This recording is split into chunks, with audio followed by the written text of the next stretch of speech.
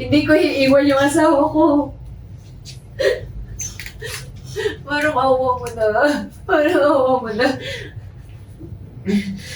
Ano po, huwag mo ilayo, sorry po. Huwag mo ako Tita Boy, sorry po.